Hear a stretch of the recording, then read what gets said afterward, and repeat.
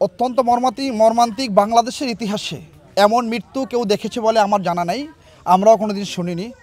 লাশের উপরে নৃত্য করা, পাথর দিয়েভাবে হত্যা করা, এক জায়গা থেকে মারতে মারতে নিয়ে আর এক এলাকায় থানায় নিয়ে যাওয়া অত্যন্ত দুঃখজনক এবং অত্যন্ত হৃদয়স্পর্শী। আমরা চাই না বাংলাদেশে এরকম কোনো ঘটনা ঘটুক। আমরা এর আগে দেখেছি তোফাজ্জল বরগুনায় নিহত হয়েছিল, মন্টু দাস নিহত হয়েছে, কিন্তু এই মিডিয়া আমরা কয়েকদিন আলোচনা করি, মিছিল মিটিং করি, এরপর আবার থেমে যায়। আমরা চাই প্রত্যেকটা মৃত্যুর কঠিন সর্বোচ্চ শাস্তি হোক এবং আমাদের অনুরোধ থাকবে সবার কাছে যে আমরা এই ফ্যামিলির পাশে দাঁড়াবো এবং এই মৃত্যুর শাস্তি হতে হবে প্রকাশ্যে দিবালোকে সুস্পষ্টভাবে সবার সামনে। ইসলামী আন্দোলন বাংলাদেশের পক্ষ থেকে, চরমোনাই পীর সাহেবের পক্ষ থেকে আমরা এই পরিবারের পাশে আছি। সবাই পাশে দাঁড়াবেন। সর্বোচ্চ 1 মাসের মধ্যে বিচার করে ফাঁসি দিয়ে দেখাতে হবে যে বাংলাদেশের দৃষ্টান্ত প্রতিষ্ঠিত হয়েছে যে না, অপরাধ করার 1 মাসের মধ্যে প্রত্যেকের মৃত্যুদণ্ড হয়েছে। এই পরিবারের পাশে ইসলামী আন্দোলন বাংলাদেশ চরমোনাই পীর সাহেবের পক্ষ থেকে আমরা আছি, থাকবো। আমাদের জেলা নেতৃবৃন্দ রয়েছে।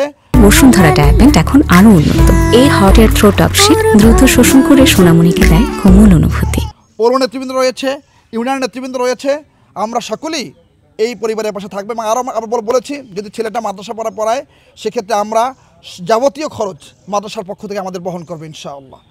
অবশ্যই যদি এই দ্রুত রায় কার্যকর না করা হয় আমরা রাজপথে নামবো এবং কঠিনভাবে এই বিষয়টা নিয়ে আমরা মাঠে থাকবো ইনশাআল্লাহ। কেন কোনোভাবেই এটাকে অবহেলা করার সুযোগ নেই। এরকম মৃত্যুর শাস্তি ত্বরিত এবং মজবুত শক্তিশালী না হলে কোনোভাবেই বাংলাদেশে শান্তি আসবে না এবং যদি দ্রুত শাস্তি হয় তাহলে আইন শৃঙ্খলা পরিস্থিতি দ্রুত ঠিক হয়ে যাবে। শাস্তি না হওয়ার কারণেই বারবার এগুলো কিন্তু পার পেয়ে যাচ্ছে, আইনের ফাঁক ফোকর দিয়ে বেরিয়ে যাচ্ছে। এই জন্য আমরা চাই, আমরা শুনেছি ইতিমধ্যেই বাংলাদেশে আশ্চর্য বিষয় হচ্ছে ভাইরাল না হলে কোনো ঘটনা কিছু হয় না। এটাও কিন্তু ভাইরাল হওয়ার আগে মামলা পর্যন্ত নেয় নাই, শুধুমাত্র যারা আশপাশে তাদেরকে নাম দেওয়া হয়েছে। যারা প্রকৃত আসামি প্রত্যেকের নাম যুক্ত করে, প্রত্যেক অপরাধীকে চিহ্নিত করে 1 মাসের ভিতরে শাস্তি কার্যকর করতে হবে। কার্যকর না করলে আমরা ছাত্র জনতা, দেশের সাধারণ মানুষকে নিয়ে রাজপথে নামবো ইনশাআল্লাহ।